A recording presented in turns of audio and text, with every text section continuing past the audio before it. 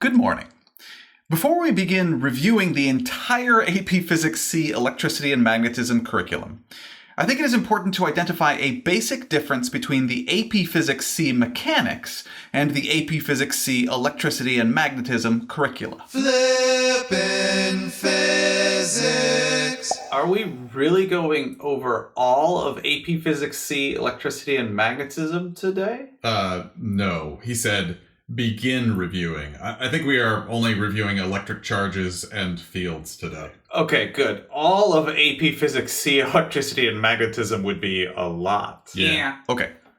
Mechanics tends to feel a lot more tangible to my students than electricity and magnetism. You can see projectile motion. You can feel an impact force when an object runs into you. You can feel rotational inertia change as you change the mass distribution of an object. You can feel a change in angular velocity as you change your rotational inertia while spinning. You can feel conservation of linear momentum when you catch something. However, it is much more difficult to visualize electric and magnetic fields. You cannot really see current moving through wires. You have to visualize Gaussian surfaces. And you can actually see the mass in an oscillating mass spring system moving back and forth in simple harmonic motion, which makes it so you can visualize the kinetic and elastic potential energies. However, in an inductor-capacitor circuit, you cannot see the moving electrons causing the energy to be stored in the electric field in the capacitor and the magnetic field in the inductor. Yeah, mechanics is a lot more tangible than electricity and magnetism. Sure. Exactly. This makes it so typically my students tend to struggle a bit more at the beginning to understand electricity and magnetism than they do mechanics. I do want to make it clear, though, that after students have spent time learning and visualizing electricity and magnetism concepts, typically they feel that these two curricula end up being about the same level of difficulty.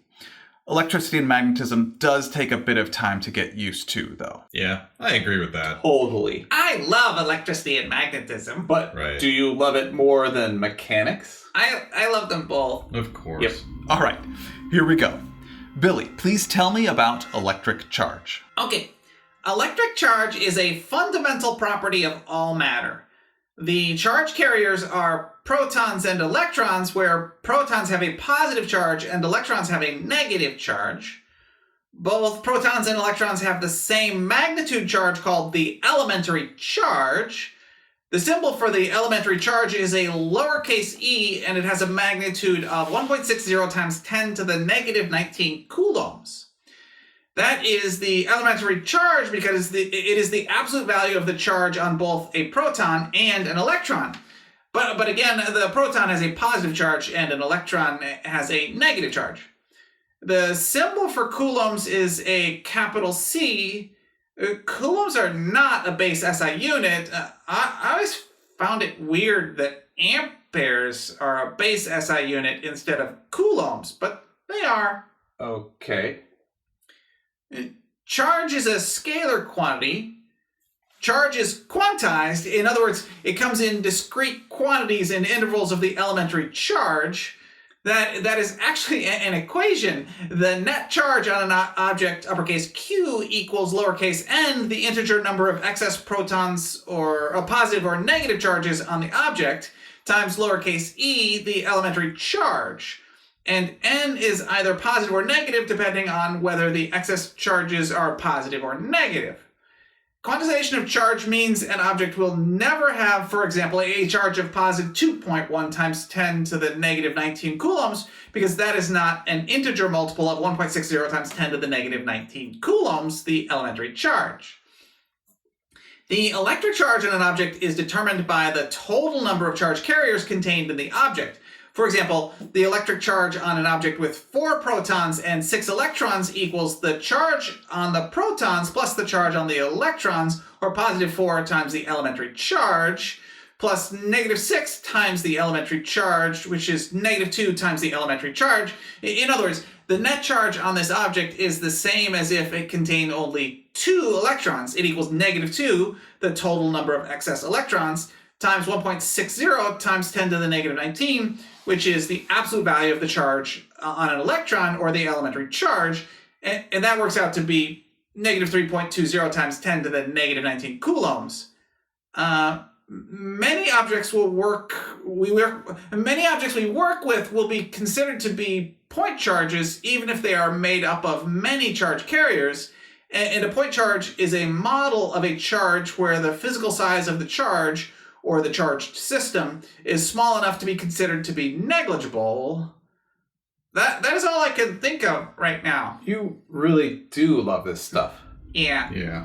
Thank you very much, Billy. Bobby, tell me about the law of charges. The law of charges. Well, that states that two charges with opposite signs attract one another, and two charges with the same sign repel one another. That's it. That's the law of charges. Correct. Bo, Coulomb's law, please? Coulomb's law. It is the equation for the electrostatic force between two charged objects. All right, yeah. I forgot that it's called Coulomb's law.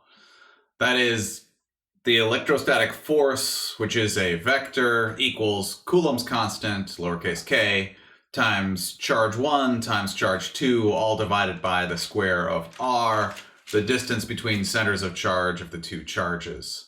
All times unit vector r, which is directed from one charge to the other. That is not the equation for Coulomb's law that is on the AP Physics C equation sheet. Okay, then take the absolute value of both sides and the unit vector disappears because it has a value of 1. That is still not the equation for Coulomb's law that is on the AP Physics C equation sheet. Then what is on the equation sheet?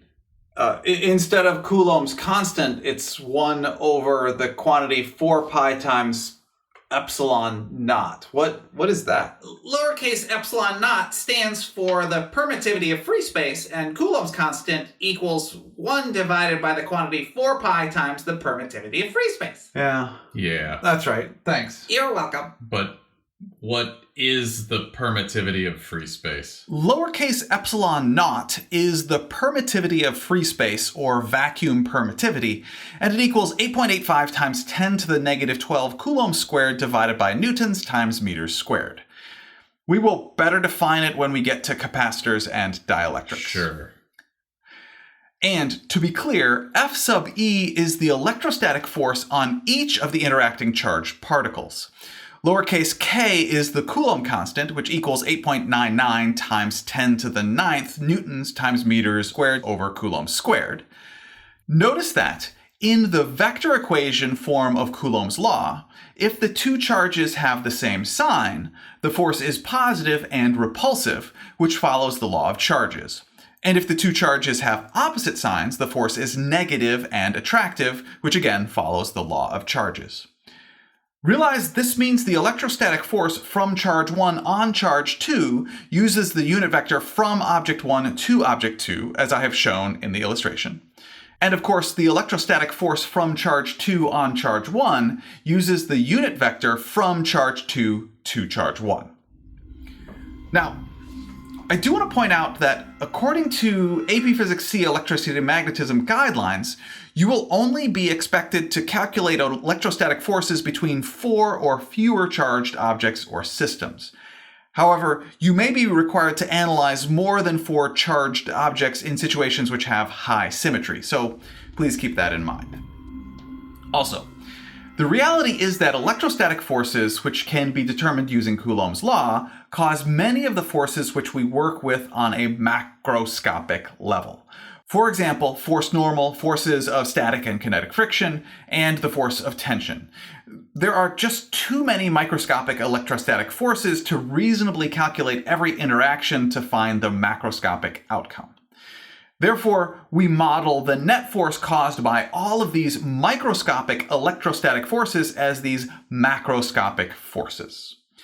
All right, Bobby, please discuss the similarities and differences between Coulomb's law and Newton's universal law of gravitation. The big G equation. Yes, the big G equation.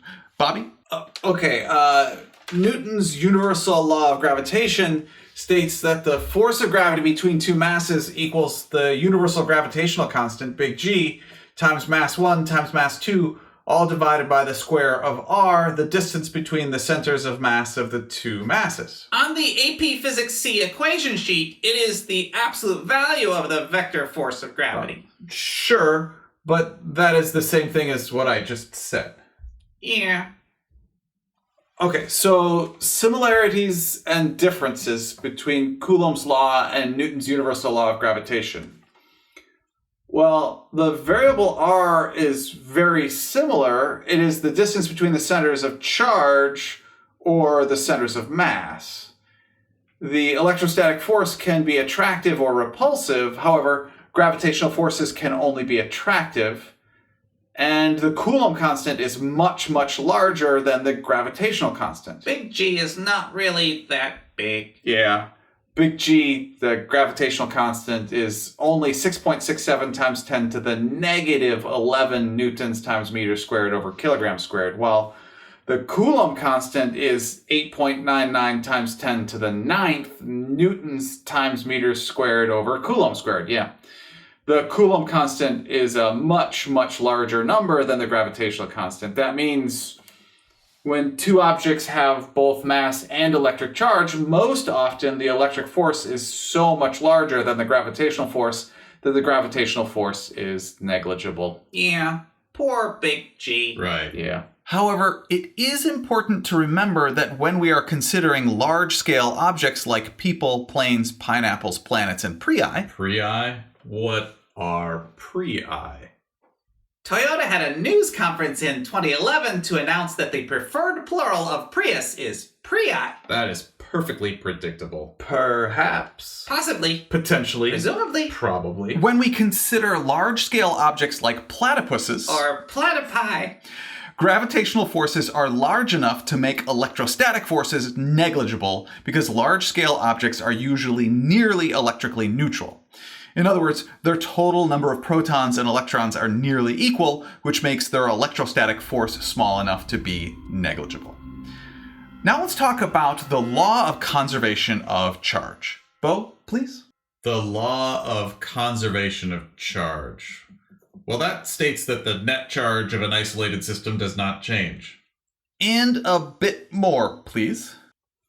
Typically, electrons are the charges which move in a system, and if there is no way for electrons to leave or enter the system, that is what makes a system an isolated system. Then the net charge of the system will not change. Again, please keep going. What about charging by friction? Okay. Charging by friction involves rubbing one object on another object, like fur on a balloon, for example. When this happens, electrons move from the fur to the balloon. The net charge on the balloon fur system remains the same because the total number of protons and electrons in the system remains the same, but, you know, the two objects in the system have had their net charge change. The balloon gains negative electrons, making the net charge on the balloon more negative. The fur loses electrons, making the net charge on the fur more positive. That is charging by friction. And when you bring two charged objects close to one another, that will cause electrostatic forces between the charges and can change the distribution of the electrons in the objects. This can polarize the objects, however. The net charge on each object will remain the same if electrons are not allowed to flow between the objects. When a charged object is brought close to a neutral object, the charged object can rearrange the charges in the neutral object and cause a charge-induced separation of charges in the neutral object. Most often, the way to change the charge of a system is to add or remove electrons from the system. When that happens, the system is not isolated and the charge is not conserved. Oh, and we should talk about grounding. A ground has, relatively speaking, an infinite number of electrons which we can pull from it or we can give to it. We can ground a system by electrically connecting it to the Earth, which is a ground, or a neutrally charged infinite well of electrons. When we ground a system, the system is not isolated and charge is not conserved. Very nice, everybody. Now, we need to talk about electric fields. If we were to place a small positive test charge in an electric field, it would experience an electrostatic force caused by the interaction of the small positive test charge with the electric field.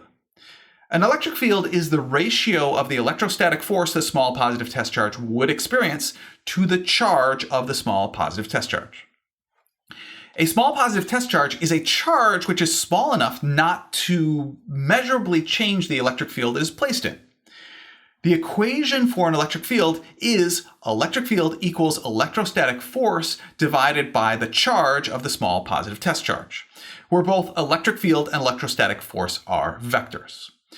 Notice this means the units on the electric field are newtons per Coulomb, and please realize electric field is a vector.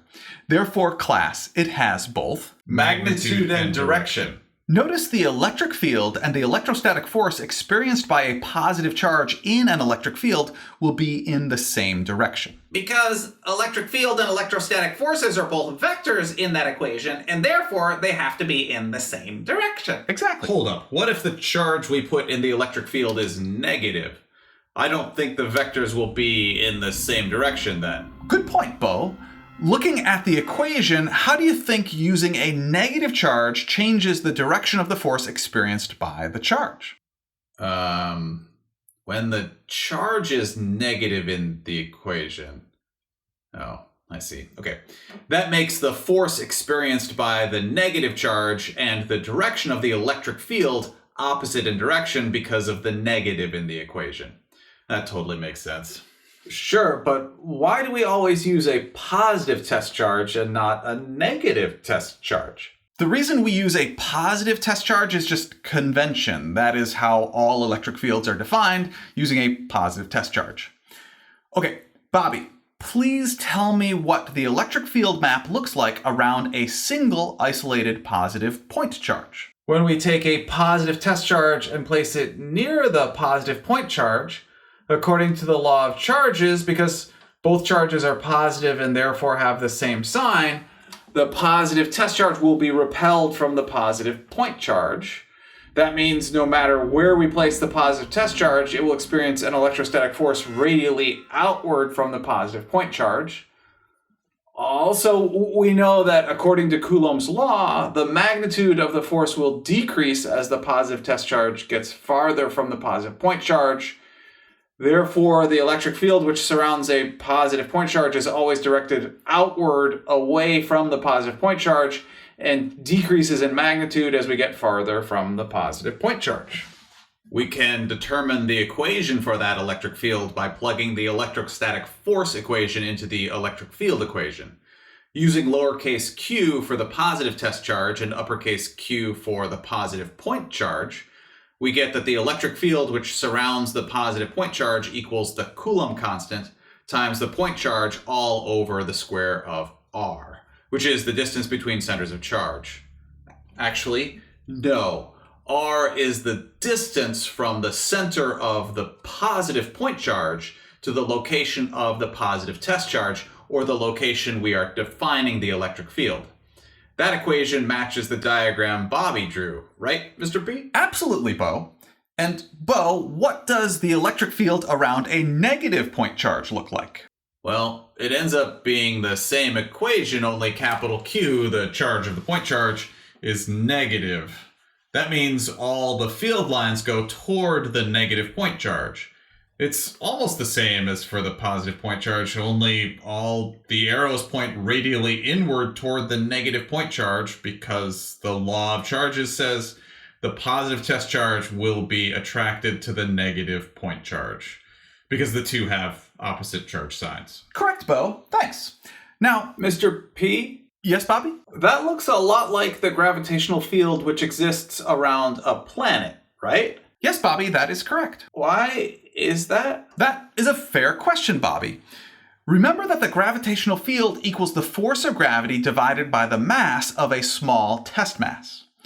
And we can substitute Newton's universal law of gravitation in for the force of gravity, using lowercase m for the mass of the small test mass, and uppercase M for the mass of the point mass, and we get that the gravitational field around a point mass equals the gravitational constant times the mass of the point mass divided by the square of r, the distance from the center of the point mass to the location of the small test mass, or the location of the gravitational field. And that equation is similar to the equation for the electric field around a point charge, which is why the gravitational field around a planet and the electric field around a negative point charge look the same.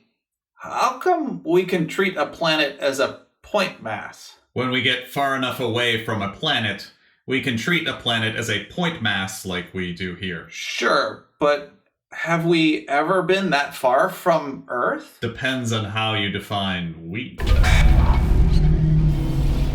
If you are actually standing on the surface of a planet, like we are currently on planet Earth, we can consider the gravitational field to be constant and pointed down toward the Earth, and that looks just like the electric field that exists between two large parallel oppositely charged plates. Right, Mr. P? That is a valid point, Billy, but please remember that is for an ideal case where the two parallel plates are very large relative to the space between the two plates. In a non-ideal case, the two parallel plates will have an electric field which curves a bit near the edges of the plates, and there will be some electric field which exists outside the parallel plates. Billy, let's walk through one more electric field map. Please tell me what the electric field map for 2-point charges, one positive and one negative, which are isolated from all other charges, will look like. Okay. A positive and negative point charge are isolated from all other charges. We already know what the electric fields which surround a single positive point charge and a single negative point charge look like. So let's add those electric fields for each of the charges. Actually, that's kind of confusing. So let's make the electric field from the positive charge blue and the electric field from the negative charge red. Because the electric field is a vector, the electric field from both point charges will be the sum of the electric fields for both charges. That means we need to do vector addition of each of those electric fields. So we can go through and approximate the vector addition of both electric fields, and we end up with a net electric field, which looks like it does in the net electric field map you are showing there in black. Thank you, Billy. Please realize electric field maps like this one are simplified models and are vector field maps which show the magnitude and direction of the electric field for an entire region. You know what? We never actually went over the basics of electric field lines. I think we should do that. Yeah. Yep. Okay. Electric field lines are always in the direction a small positive test charge would experience an electrostatic force. The number of electric field lines per unit area is proportional to electric field strength. In other words, a higher density of electric field lines means a higher electric field strength. Electric field lines always start on a positive charge and end on a negative charge, unless there is more of one charge than the other. Then some of the electric field lines end or start infinitely far away. Electric field lines always start perpendicular to the surface of the charged objects. And lastly, electric field lines will never cross. Okay, now let's talk about conductors versus insulators. Conductors are materials which allow electrons to move rather easily. This is because conductors have electrons which are loosely bound to their atoms, which then allows those electrons to flow. Some examples of conducting materials are aluminum, stainless steel, and gold.